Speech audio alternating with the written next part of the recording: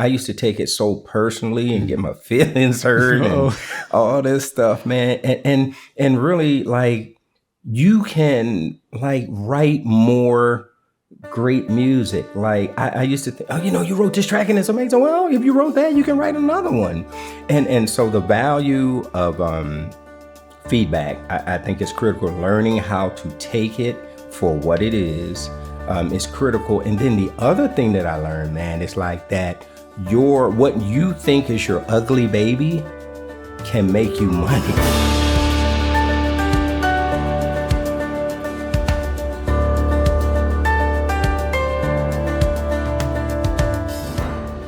what is happening, everybody, and welcome back to another episode of the 52 Cues podcast, your weekly insight into all things production and library music. Whether you're simply curious about the sync industry or maybe you're ready to pitch to publishers, I promise you, you are in the right place. My name is Dave Croft, and it is so good to be with you today. And if you find this video helpful, then why don't you give it a thumbs up here on YouTube or a 5-star review in your podcast app. And please be sure to subscribe because I talk about production and library music every single week.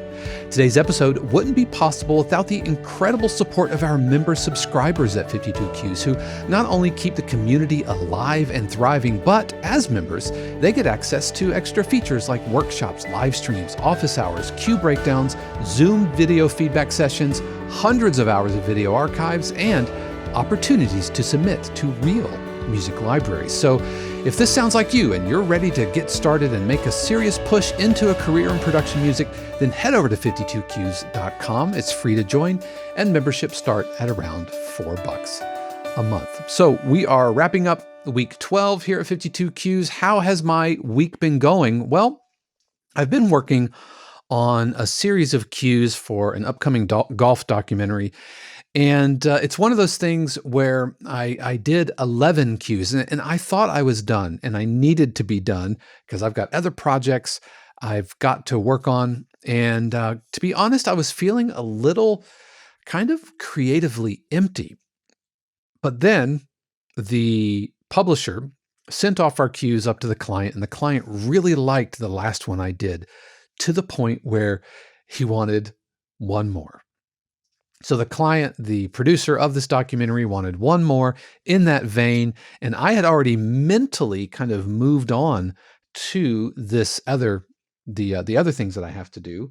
And my initial reaction was to get a little grumpy about it, like, no, I'm empty, I'm done, I'm ready to move on. Surely this is enough. But I was kind of struck with I floated out of my body for a moment and looked at Dave and said, what are you doing? You have a client who wants more of what you have, and they're paying for it. So even though this 12th cue wasn't in my time budget, and even though I had already mentally moved on to what was next, I had to remind myself that this is pretty great that we get to do this. And so it did mean that, like, I was up until midnight last night, finishing up these deliverables. I'm very happy with the cue, and I imagine we'll play that cue next week. I turned it around super fast, but how can I complain about a library wanting more of my music?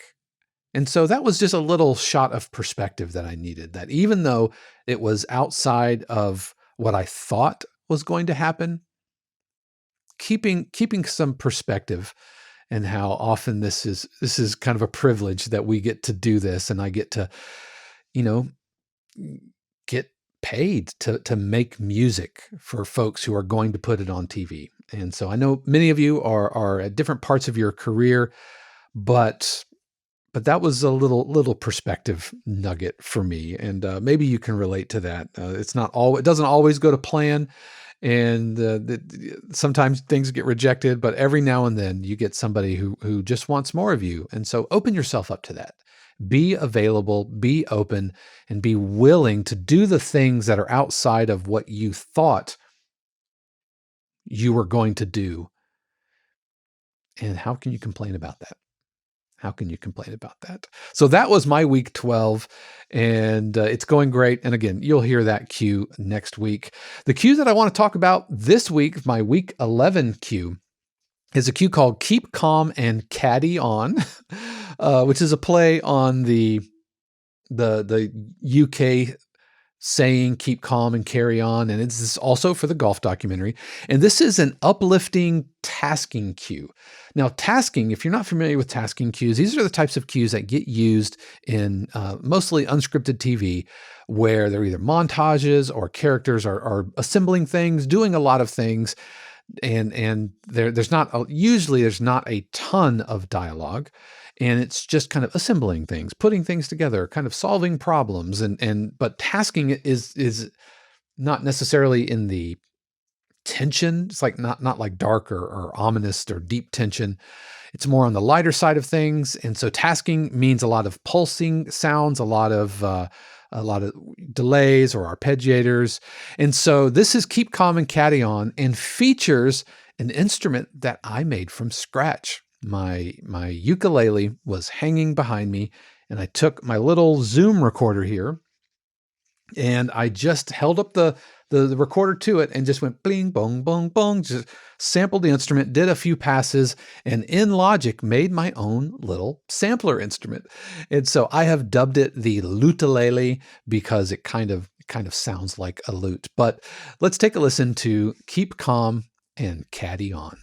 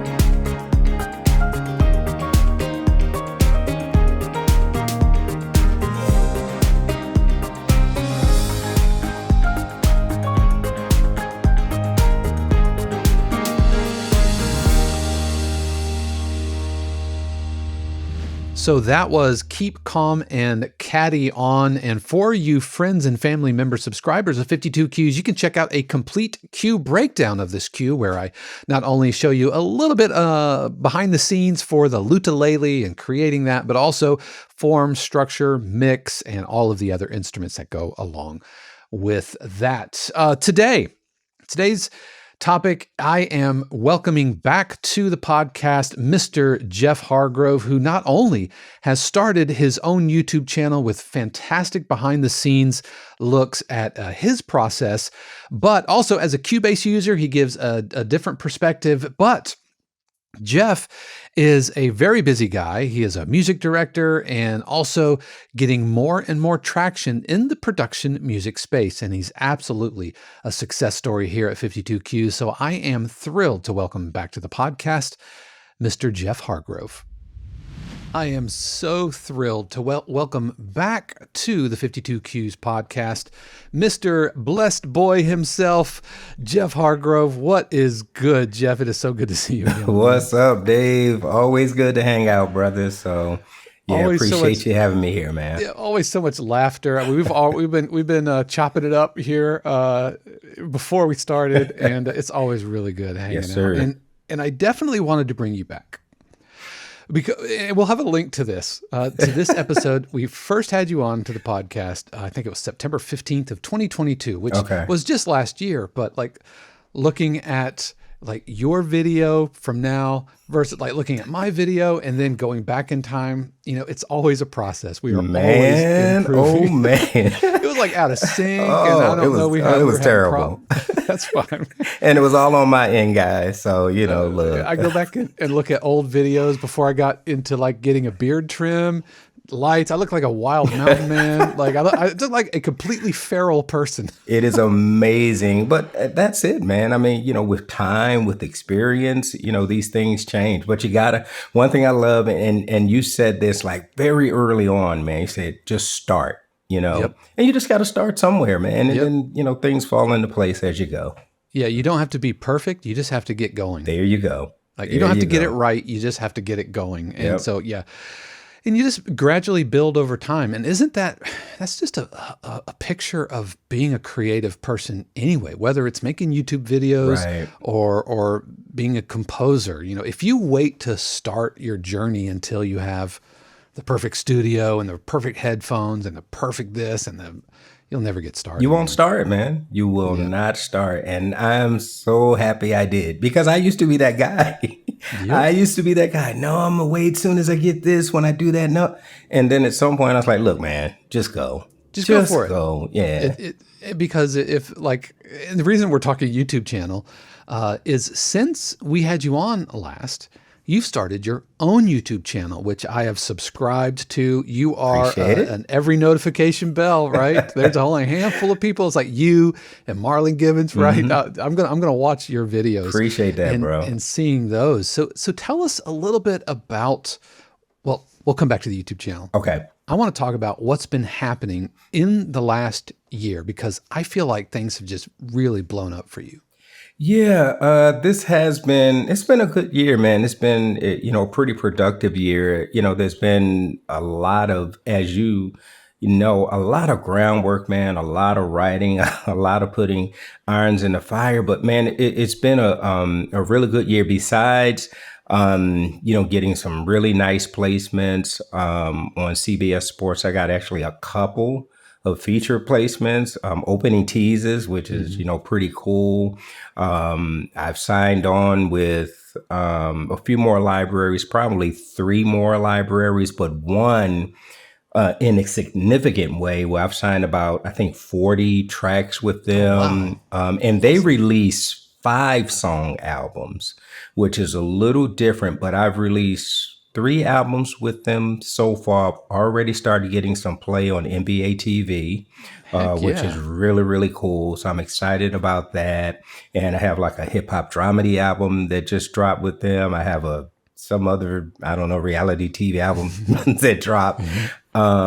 So that's been great, man. And then I'm working on a couple of other albums that I'm working on for another library, actually. So that would be, 4 or whatever. And I'm super excited about this because this is a brother and sister album, if you will, I guess, Heroes and Villains. Oh, yes, and Heroes I'm and psyched, Villains. Man, I'm psyched because it's like, orchestral in nature, orchestral hybrid, which is really a passion of mine. And I get to kind of stretch out a little bit and It's been crazy, but I'm on track number 10 Yeah, on of track the number Heroes 10. album. Yeah, So, man, yeah. I have been loving every one of those because you've been bringing them into the weekly Oh, feedback yeah. sessions Oh, that we yeah. have for the family group, and it's been amazing hearing those. I It's been appreciate that, absolutely man. amazing, and how each one is a different facet. From just last week, that one was a little darker. Yeah. And by the time we've heard like 7 other cues, a dark one is a nice change of pace. Yeah. But I remember that first one. The first one you sent, like, here's my first hero theme, and we're all like, I think you started That's the a Villains villain album, theme. Like but it's a dark hero, but that's right, an yeah, anti-hero, right? anti-hero. Yeah. So and to your point, man, yeah, I think the way that I've been approaching the album is kind of like I'm thinking of characters. Hmm. So I'm writing kind of a character each time. And you got different types of heroes, different personalities, whatever. So hopefully, man, when it's all said and done, it will feel like at least a cohesive That's work, right. Yeah, So John Wick is a different type of hero than Captain America, absolutely. and so he's going to get a different theme. But Exactly. that's been really great. And if I can just say, I'm super proud of you, man, and I'm really honored just to have played a small role in your journey because I remember when you came on board. I think I played one of your cues during a cue breakdown. I'm You like, did, this is man. amazing. You did. And then you jumped all in with the mastermind and Yeah. into the group and everything. And we featured your cue last year because you had won our Christmas Christmas in July. Yeah. Right. And that cue was published last year. And it was Correct. also, and I don't even know, this might be new information for you, but the Christmas cues we wrote this year, your cue from last year Yeah. was added to that album, and that Oh. album is getting released. Oh, cool. Yeah. So that is And new. so, hope to be putting it out into Spotify and Awesome. pitching it up to CBS. And so as a full album, so I know your cue is going to get into their ears again. Nice. But that was relatively early in your Very early, man. and not as a musician. You're a super successful music director and keyboard player, but this was early on your production music journey, right? very early, man. It was early on. And I have to say this, Dave, because y'all, if you don't know Dave, he's so modest. He's like, I played a teeny weeny role. Like, I got to tell you guys, the jump start to my career is 52 Qs. And Dave has been so instrumental in getting my career launched. And not only that, but I mean, just the time and the care, to kind of help me, along the way. Hey, man, this is what you need to do. Consider this, do that. What do you need? Let's work on this. And like he said, the mastermind class and private sessions, but it's above and beyond all that. So I just want to say, man, huge You're gonna embarrass thank me, you, man. brother. No, because Dave is not going to, listen, man. dude is like, yeah, super instrumental. I tell him all the time, he doesn't like it, but I hit him out like, yo, Dave, you are still my mentor, dude. He's like, and and I say a small part because it's you, man. It's like I can point you to all of these directions and I can Sherpa you up the mountain, but you're the one like carrying the gear. You're the one putting one foot in front of the other. You're the one doing the reps and doing the work. And so, when Sir Edmund Hillary, crested Mount Everest, he had a Sherpa, right? That wasn't a solo trip. one of the show, yeah. But we remember Sir Edmund Hillary, but we don't remember Sherpa's name. Right, But that's right. fine. That's totally fine. Well, for me, I'm going to make sure that I give due respect, man, because Well, I think it's appreciate that. important that you always acknowledge those that help you along the way, man. It's critical. So again, just a big thank you. Well, thank you. to And you're doing the work, and you are like if I could have you bronzed, right, and made a statue of Jeff, like, and every time somebody comes in and wants mentoring and wants coaching and all of that stuff, it is a picture of what the career kind of looks like, and like I said, you're bringing a lot of musicianship to the table, which for some folks, are different levels of experience with a keyboard or whatever. And so that accounts for something. But the trajectory of your career, you're about a year into it, you're doing the reps, you're putting in the work. And so it's absolutely zero surprise that you are starting to find success. My question for you, though, is you're starting to hit like the 2 to 3 year doldrums, right? Where you've had a little bit of success. Right. You've put a couple of years like on the engine, right? A couple of miles on the engine, and you're not seeing the big royalties yet. You're not seeing the giant placement. The snowball is still, it's the size of a basketball. It's not a pebble, but it's still not the boulder that you need it to be. How are you managing that, this 2 to 3 year lull where you haven't gotten the payoff for all of the work you've put in yet? It's actually quite easy for me to manage because going in, and again, because of things that I've heard from you and other production music composers, in my mind, I said, hey, I'm going in with a 5-year plan. So I'm going in, and at the end of 5 years, I'm hoping to be at a point just where, I have consistent royalties, I have consistent placements. So right now, for me, I feel like I'm still in the building stage. I'm still in the, come on, man, it's the grind. It's the, get the cues out there, build your cues up and all that good stuff. So yeah, it's cool. And I'm still learning because, I hit, you and Rob about one of the CBS placements from like January. I'm like, fellas, I ain't seen a cue sheet. Like, right. What's going on, guys? And, and again, you guys taking the time. Hey, this is the way it works. It takes time, blah, blah, blah. So it's all good. And not from the standpoint of, oh, I want to see that royalty, but just from the standpoint of, hey, is everything happening the way it's supposed to? When should I see a cue sheet? Those types of things. So I'm good, man. Like I said, it's a 5-year plan for me. I am looking at this as a second career. So of course I still work in the gospel music industry, as my main career. So I'm building towards something, right, if you will. So I'm good. Right. So you're not, you haven't like taken out a giant loan, or you're not like tapping into your savings and like everything rides on this. Right. Which, I'm kind of in the same boat. Yeah. I have a full-time job. I teach at Full Sail. We have the 52 Qs community and everything. And so, that does kind of alleviate some of the financial pressure. Right. But that could also kind of, there's no greater motivator than I'm fixing to bounce a rent check, right? Now you're right about that, brother. But I just, your positivity, your outlook, having that 5-year plan, I think is vital. It's absolutely vital. And some folks, when you tell them on the front end, hey, it's going to be like 5 years and you're going to have hundreds of cues, bouncing around the system.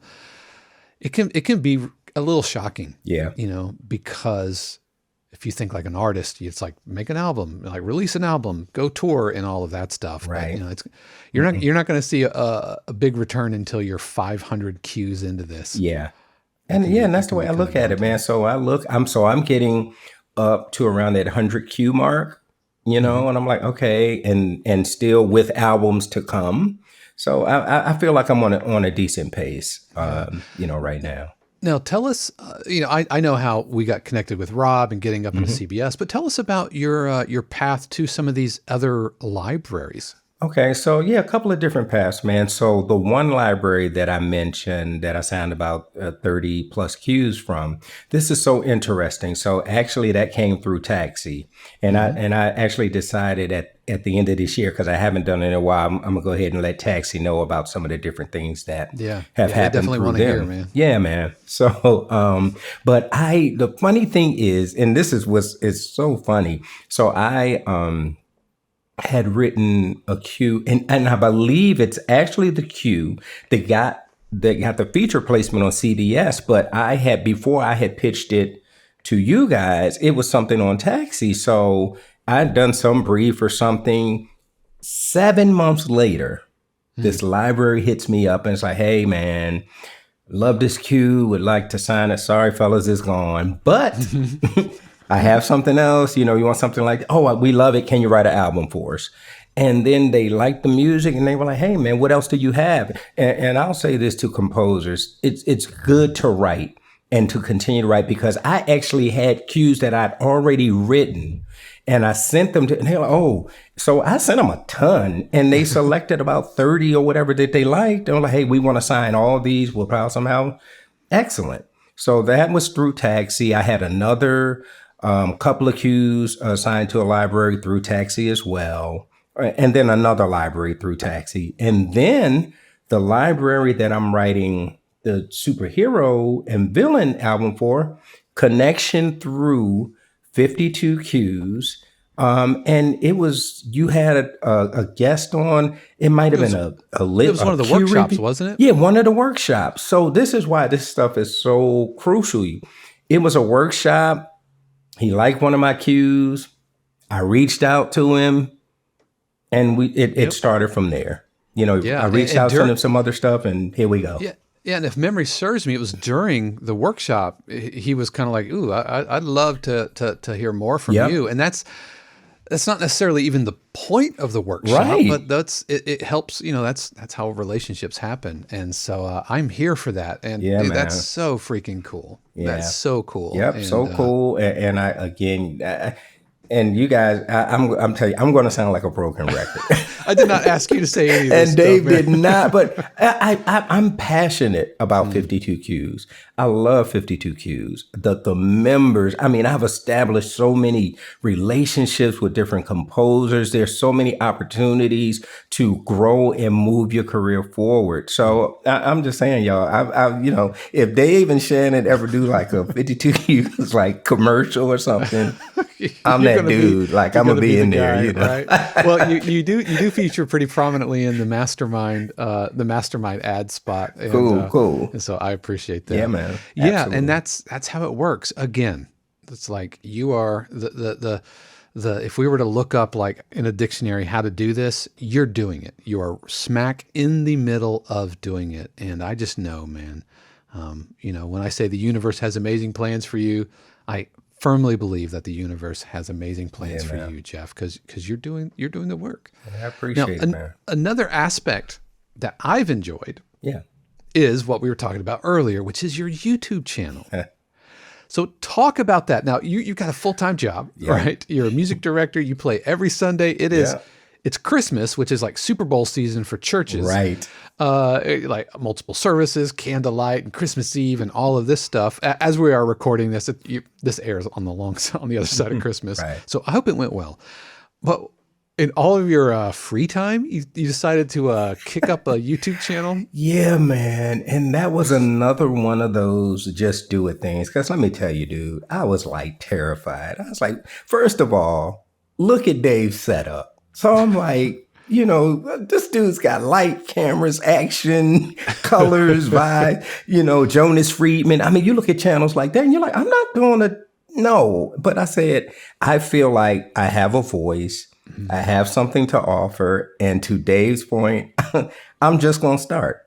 Yeah. And man, it's still a learn because I'm about 10 months in now, but I think it's going pretty well, man. I'm up to about 300 subs, which is cool. I'm excited about that. And just the fact that because my desire, just like you having a teaching background, I studied music education. In college, I run a music department. I've always had a heart for teaching. I teach my choir, musicians, etc. So my thing was like, how can I share my experiences? How can I share my process?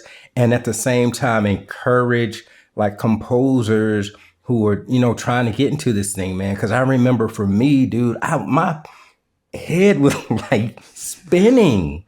When I first tried to get into production, even though I was a musician and I could write and all that, man, trying to get into production music, I would hear stuff and be like, how do they do that? Like, so I was like, anything that I can do to kind of help in that process, man, I love it. My channel, I really kind of focus on really trying to break down my cues, get inside of how, I do it. This is how I write it.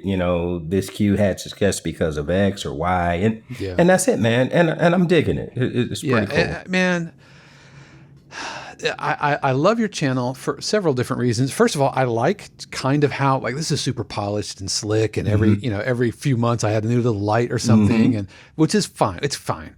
But there's also something to be said about just a guy in the studio being super real. And so there's an authenticity to your YouTube videos that I really like.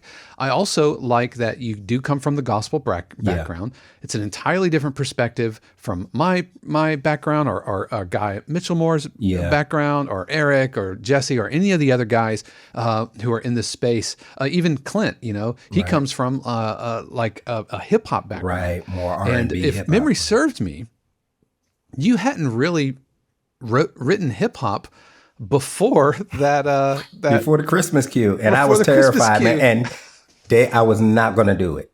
I was like, man, I'm not doing it. I don't know how to write hip hop. I'm not going to do it. And again, I said, you know what? I mean, what can I lose? You're right. Let me just try right. it. You know what I mean? Yeah. Let me just try it. And I just tried it. That was my first time, like trying to write, orchestral hip hop, man. And now you've got orchestral hip hop showing up on CBS Sports. Yeah, because I just tried. Just take a swing at it. Take a swing, man. Your YouTube channel, you have a different perspective, and you're in Cubase. I'm in Cubase. Like I'm in Logic, but I love the fact that I don't use Cubase. Yeah. But I know that there are Cubase users out there looking for, authentic production music focus, not film scoring and all of that. And I love it, man. Of course, we're going to have links to Jeff's channel here. And I imagine after this, hopefully you will get some more. Oh, that'd be awesome, man. That'd be great. Yeah, come on, y'all. Yep. Smash that subscribe. All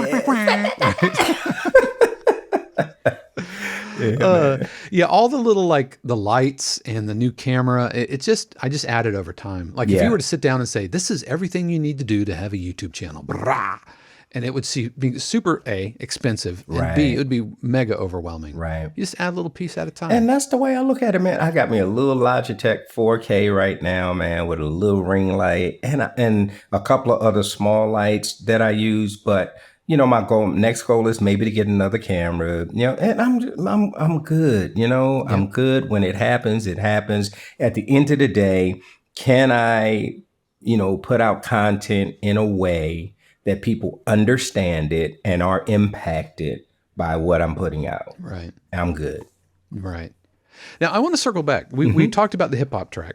Yeah. And about how you hadn't really written hip hop before, which is funny to me because I would imagine, like in the gospel scene, there's a lot of overlap there. A lot of overlap. A ton of overlap. Yeah, and that may be it, Dave. But go ahead. Let me let you finish. So. No, I was just going to walk through the experience about kind of learning this later in life, because, I think I'm older than you.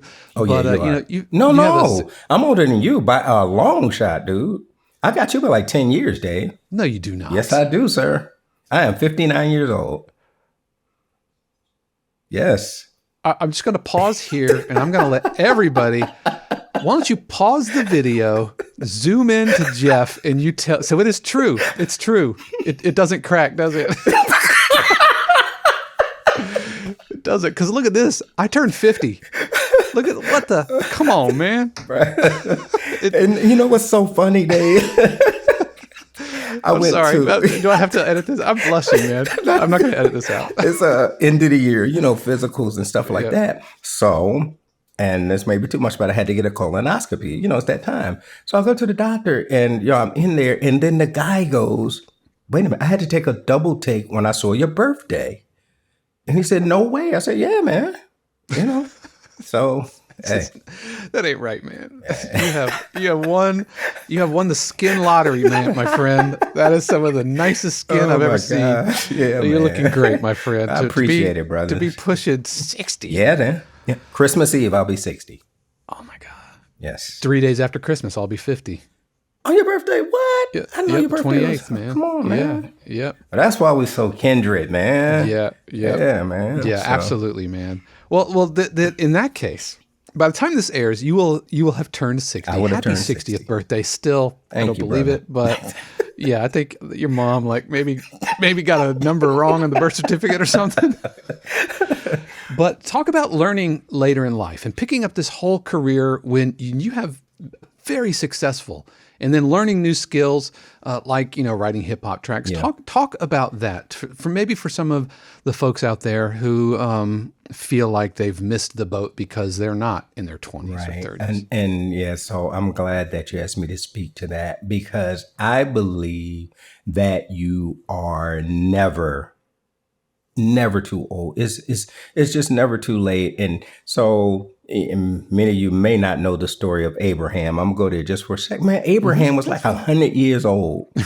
Like when like Sarah got pregnant, they were almost 100. And to the point, people obviously lived longer in the biblical days. But my point being, you can look at many people throughout life that have started second careers or whatever in their 50s and their 60s, decided to go to college later in life, whatever it is. So first of all, you can always learn.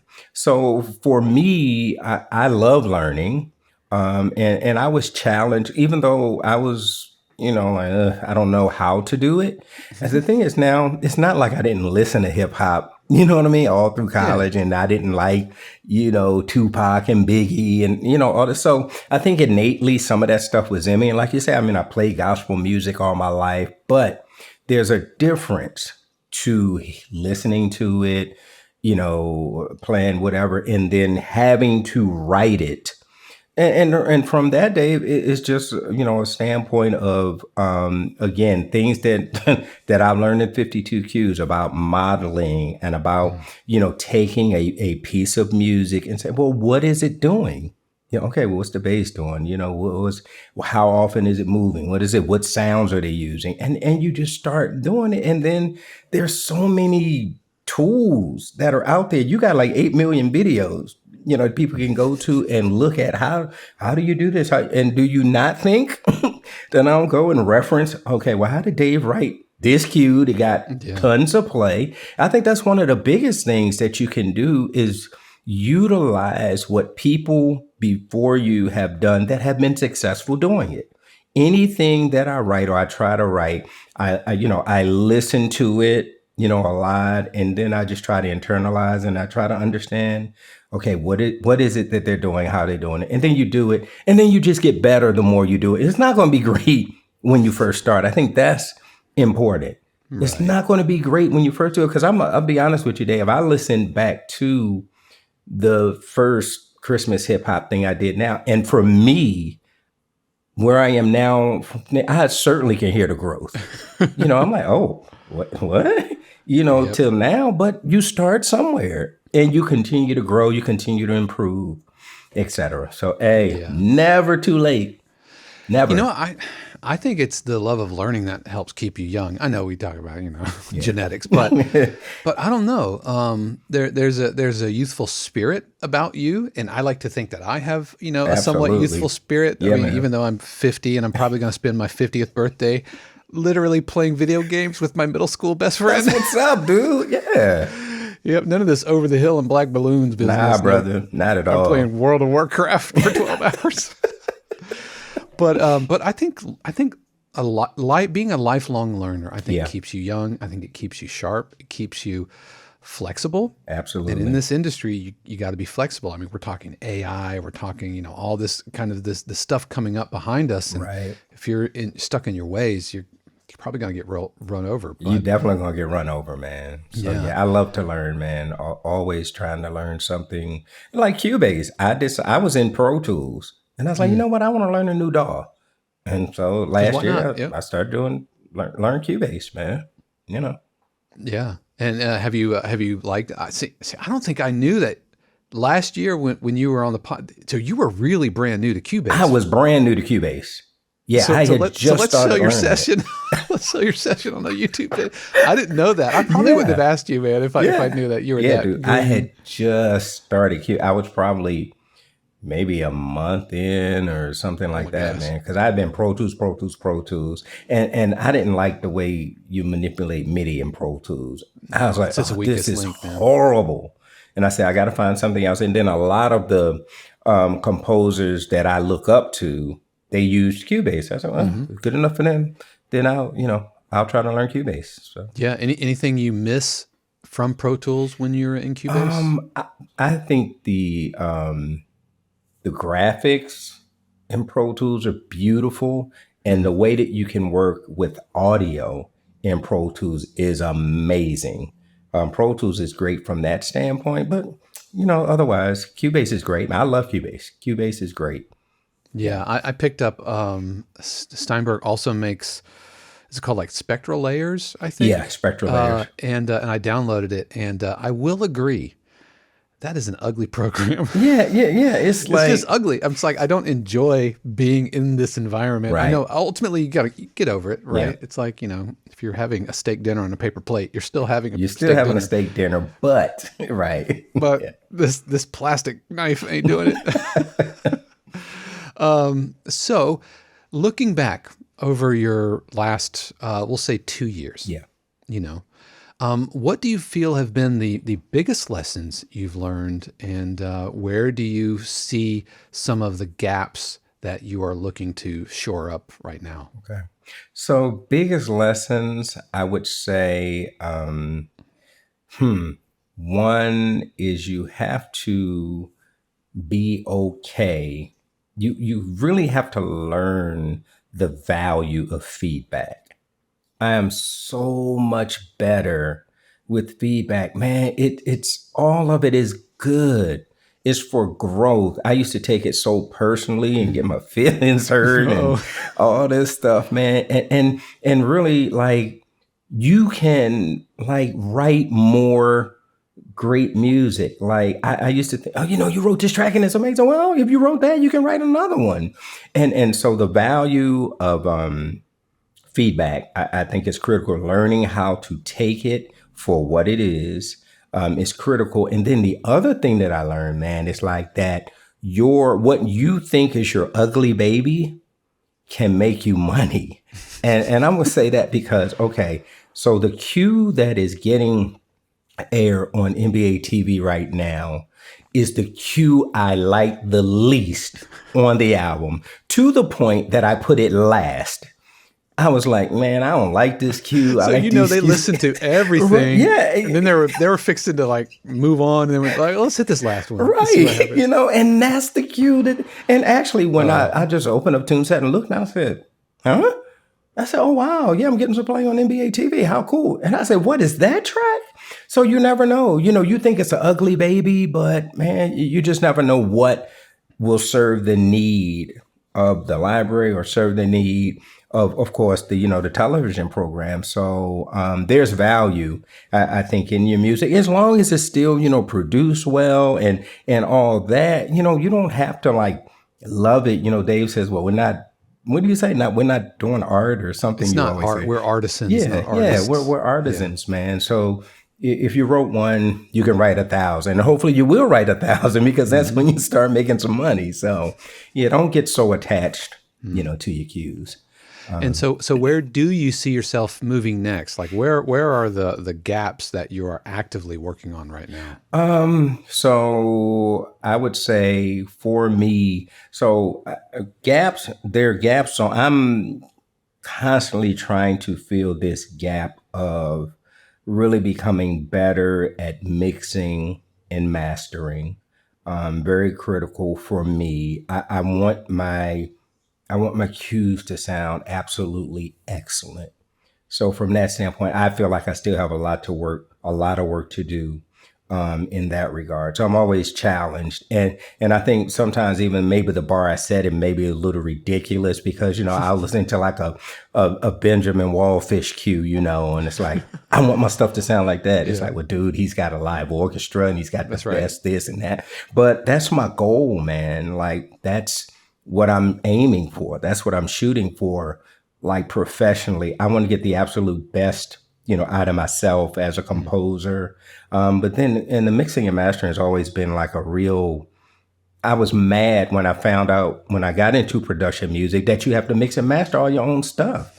I was like, what do you mean? Like the record side that I came from, we hire a mix engineer, we hire somebody to master the stuff. I mean, that's the way it works. But to be fair, you can hire a mixing well, and mastering this is engineer true. right now, but no, that's out of pocket. Nah, yeah. So yeah, you could, and it makes a lot more sense to learn it. Yeah. So Yeah. And certainly to your point though, Dave, when I look at a year ago and I look at now where my cues have come, I'm learning. I'm not where I want to be, but I'm definitely learning. And then so I want to just continue. I think next, man, it's about now that I'm starting to get music out into the world, man. I think the next phase is the placements. And I got to tell y'all again, like, so we did this, Dave did this workshop, right?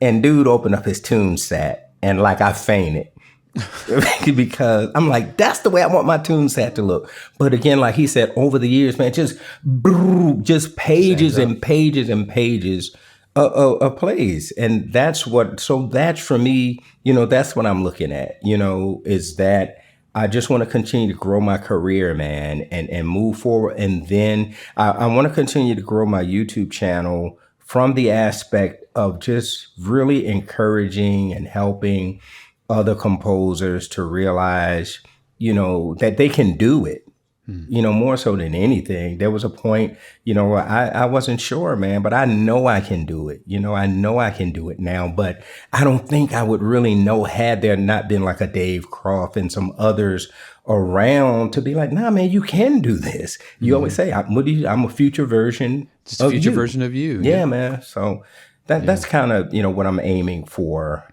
next. Now, if I could, Dave, I've always had this burning desire. This is since a kid, maybe 13 years old, to like write music. So I would say if I could somehow move from this space, and I'm talking, whatever the years are, I'm not being unrealistic, but move into writing, say for television, for a show or scoring. Yeah, like scoring. Yeah, yep. That would be for me, the end all be all. Like, man, that's the whiteboard, right? Yes, that's the exactly. Vision boarding thing.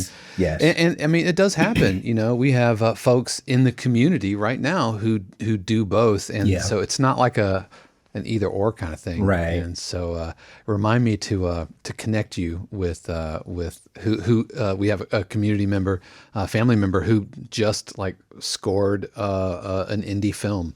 And so remind me when we're done talking. Okay. I want to, I'll point you, connect you guys. Okay.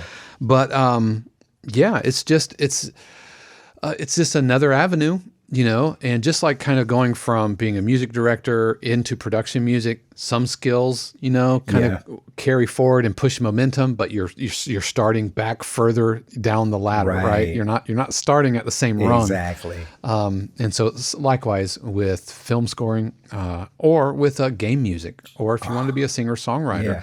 But you can do all those things, and I think you'd be killer at it. And I think this Heroes and Villains, I think that's going to be spot on.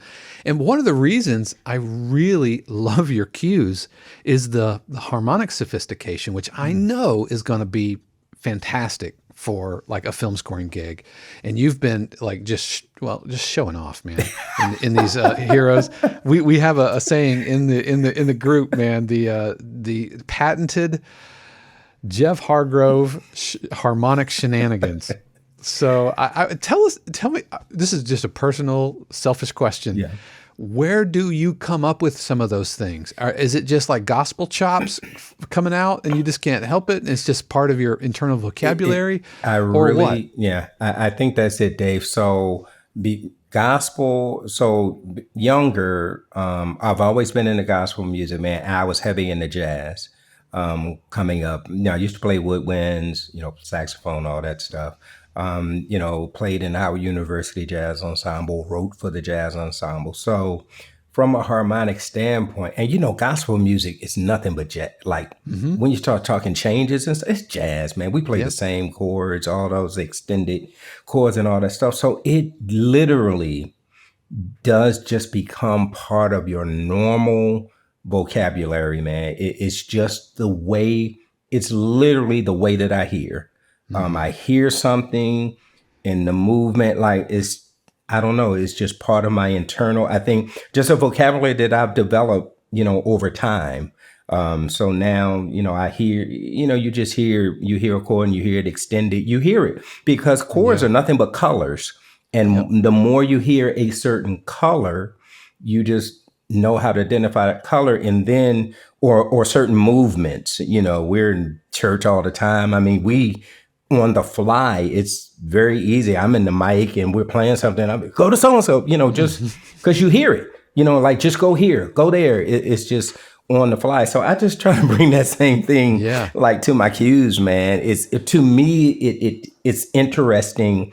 To me, we are often, we have to play by certain rules. Mm-hmm. So if I ever have an opportunity where I can just let my voice be heard just a little bit. Well, you have mastered the skill of taking like gospel chops, but it doesn't. I mean, I know. I mean, I lived in Memphis for 11 years, right? I have been in the church. Oh my gosh! And so I know what gospel sounds like, but it doesn't sound gospel-y when you do it. And that, I think, is your superpower, right? Because I talk about in the group, we all have our individual superpowers. Yeah. Your superpower is the ability to take that vocabulary, but it's like you're speaking the production music language with a gospel accent. Yeah. You know what I mean? Yeah. And you're just masterful at that. And it's truly an inspiration. And every time I listen to one of your cues, I think, oh man, I got to up my game because my harmonic game.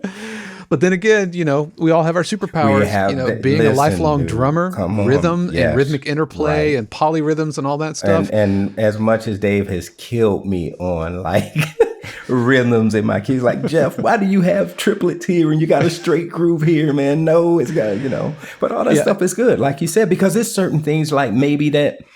I wouldn't consider, like you said, not having that strong drumming background. And so to your point, how we all together are better, man. And like, so we come to these feedback sessions every week and you got all these great composers, man, and composers on every level. You got beginning composers, and then you got composers who've been doing this thing and everything in between, man. But you learn from everybody.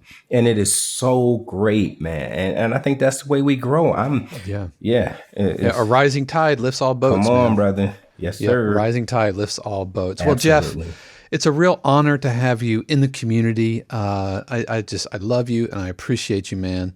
And I really appreciate all the kind words. I could about get verklempt talking to you.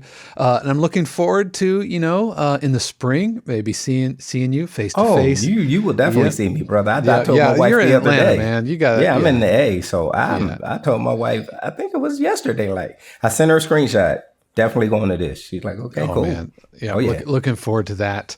But I wish you all the success. And you are, I know that you're a man of God, and I know that you are a man of integrity. Yes. And so to have your endorsement really means the world to me. And so I thank you from the bottom of my heart. Thank you for being such a huge part of the community and a real ray of light and positivity, which I think this whole world needs, and especially in the business world, right? Yeah. This isn't, we're not like hustling here, we're not like, it's just people being good to each other and doing right by each other. And together we are better. And nobody in our community embodies it more than you do. Jeff, thank you so much for joining me today. Thank you, Dave. Appreciate you. Love you too, brother. Thanks so much. Once again, a huge thanks to Jeff for joining me on the podcast. And as always, we're going to have all of the links to his stuff in the description below. Yeah, go subscribe. It's fantastic, especially if you're a Cubase user. Not a lot of production music folks showing behind the scenes and their process in Cubase. So I highly recommend doing that. Also want to give a huge word of thanks to the family, friends, and neighbor subscribers of 52 Qs who give their actual real life money to make sure that all of this happens. Notice you didn't hear any embedded ads for mattresses or meal plans or supplements or earbuds. Instead, we are supported 100% from listeners and viewers just like you. So if you want to help support the channel while also getting all of those extra perks we talked about at the beginning of the podcast, then head over to 52qs.com. You can sign up. It's free to join the community, and memberships start at around $4 a month. But that is going to do it for me this week. You definitely want to tune in next week, where I am joined by special guest and sync agent Chuck Milan. So we're going to talk about the difference between sync agents and catalog music publishers and libraries. So you definitely want to tune in for that episode. But I hope that you've had a good week 12, everybody, and I hope that your week 13 goes swimmingly, and I know it will. And why do I know that? Because I trust and believe that the universe has amazing plans just for you. Until next time, peace. The 52 Qs podcast is copyright 2024 818 Studios, all rights reserved. The music played on the podcast is copyright of their respective owners and is used with permission and for educational purposes only. For more information, including joining the community or becoming a member subscriber of 52 Qs, head over to 52qs.com.